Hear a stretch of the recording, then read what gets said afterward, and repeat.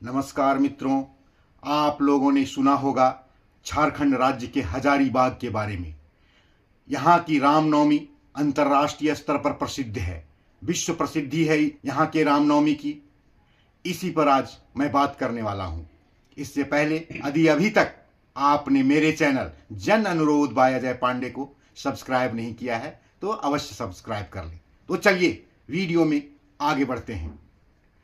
श्री राम का जन्म अयोध्या में हुआ राजा दशरथ जी के यहाँ। यह सभी जानते हैं, राम मर्यादा पुरुषोत्तम है, उनको हम सभी पूजते हैं। हर वर्ष रामनवमी को, चैत के शुक्ल पक्ष नवमी को हम लोग राम जन्मोत्सव मनाते हैं। बजरंगबली जो उनके परम भक्त हैं, हनुमान जी, उनका पूजन करते हैं बहुत कुछ धूमधाम से। देश भर में और देश से बाहर भी जो लोग हैं वह भी राम जन्मोत्सव मनाते हैं, हनुमान जी की पूजा करते हैं। पूरा धूमधाम से उत्सव महोत्सव मनाया जाता है।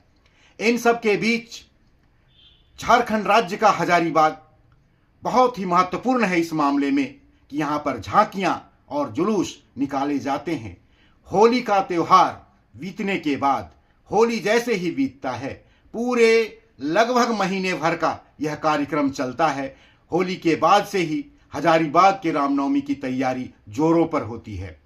हर मंगलवार को मंगला जुलूस निकाला जाता है। मंगला जुलूस में भी झांकियां होती हैं छोटी छोटी, और हर मोहल्ले में मंगला जुलूस निकाला जाता है और शहर के मुख्य मार्गों से भी गुजरता है। इसमें जिला प्रशासन, महासमिति और विभिन्न अखाड़ों की कमेटियां शामिल होती हैं, भक्तजन शामिल होते हैं, श्रद्धालुओं का तांता लग जाता है। महिला पुरुषों की भक्ति देखते बनती है और झांकियों में तो एक से एक करतब का प्रदर्शन किया जाता है। मंगला जुलूस के पहले जब भी अवसर एक बनाया जाता है, ऐसा मीटिंग रखी जाती है, महासमिति का चुनाव होता है। विभिन्न अखाड़ों के अध्यक्ष सचिव अपने महासमिति अध्यक्ष का चुनाव करते हैं, जिनकी निगरानी में और पुराने अध्यक्षों और पुराने लोगों के मार्गदर्शन में यह कार्य संपन्न कराया जाता है। महासमिति के लोग, श्रद्धालुओं में से, प्रबुद्ध लोगों में से बहुत सारे लोग, जनप्रतिनिधियों में से, पुलिस प्रशासन के साथ मिलकर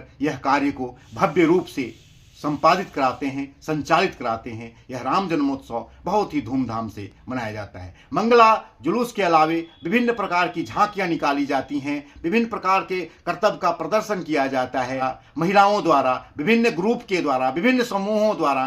कभी कोई पंचमी को तो कोई सप्तमी को बहुत सारे जुलूस निकालते हैं जो देखते बनती है। सभी प्रकार के आकर्षण का केंद्र होता है। सभी लोग दूर दूर से हजारीबाग में रामनवमी देखने आते हैं।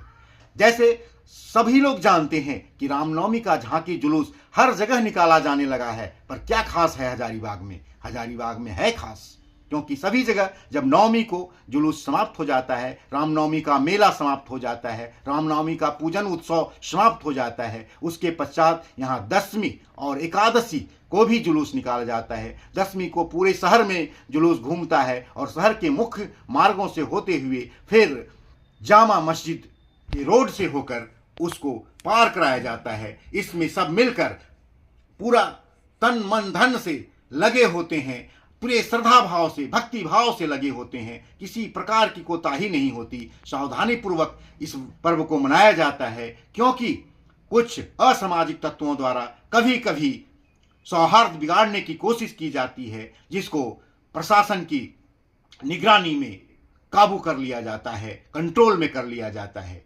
जब रामनवमी की झांकियां जामा मस्जिद रोड से पास करने लगती हैं तो बहुत से मौलाना मौलवी श्रद्धा भाव से फूलों की वर्षा करके उसका स्वागत करते हैं। हजारीबाग की रामनवमी में कभी कभी हेलीकॉप्टर से फूल वर्षा भी श्रद्धालुओं के प्रति, राम भक्तों के ऊपर फूल वर्षा भी की जाती है। इस प्रकार के दृश्य देखने को मिलते हैं। नवमी, दशमी, एकादशी लगातार जुलूस और श्रद्धालुओं का तांता लगा रहता है, राम भक्तों का भीड़ उमड़ पड़ता है और इसमें दर्शक दूर दूर से आया करते हैं, जो परंपरागत हथियारों से, लाठी, तलवार आदि परंपरागत हथियारों का कर्तव्य दिखाते हैं, गदा का भी कर्तव्य दिखाते हैं, बजरंगबली की भक्ति करते हैं, हनुमान जी की भक्ति करते हैं, क्योंकि हनुमान जी राम जी के परम भक्त हैं और वैसे परम भक्त की पूजा राम जी की पूजा के साथ साथ की जाती है। श्री राम प्रभु, भैया लक्ष्मण और माता सीता की भी आराधना की जाती है। इसमें बहुत से संस्था के लोग सहयोग करते हैं। जिला प्रशासन के अलावा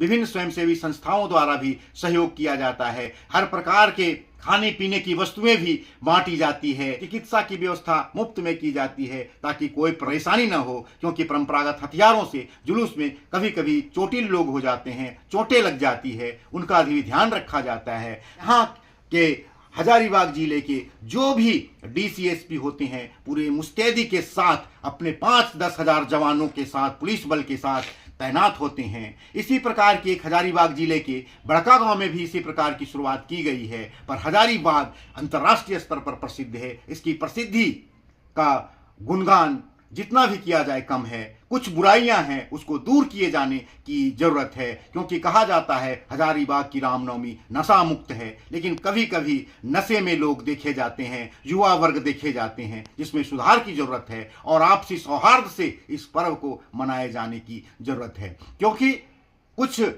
स्वयंसेवी संगठनों द्वारा अब मांग किया जाने लगा है कि इसे राजकीय महोत्सव का दर्जा दे दिया जाए, राजकीय महोत्सव के रूप में मनाया जाए। इन सब बातों के अलावा इसके बैकग्राउंड में थोड़ा सा जाना जरूरी है। इसकी शुरुआत 1918 में हुई थी, जब स्वर्गीय गुरसहाय ठाकुर अपने दोस्तों के साथ इसकी शुरुआत की थी, जिसमें से हीरालाल महाजन, टीभर गोप, कन्हाई गोप, जटाधर बाबू एवं अन्य लोग उनके साथ थे। उन लोग रामनवमी में झंडा लेकर, बजरंगबली का, हनुमान जी का बड़े बड़े ध्वज लेकर जुलूस हजारीबाग शहर में घुमाए। उसके बाद झांकी निकालने और जुलूस निकालने, झांकियों का प्रदर्शन करने का दौर शुरू हुआ और तब से 107 साल हो गए रामनवमी परंपरागत रूप से मनाया जा रहा है, जिसमें इन सब की भूमिका है। भारत के बड़े बड़े उत्सवों में जो गणपति महोत्सव मुंबई में होता है 10 दिन का, और जगन्नाथपुरी में, उड़ीसा में पुरी में जो रथ यात्रा निकाली जाती है भगवान जगन्नाथ का, उसी प्रकार का यह महोत्सव है हजारीबाग की रामनवमी।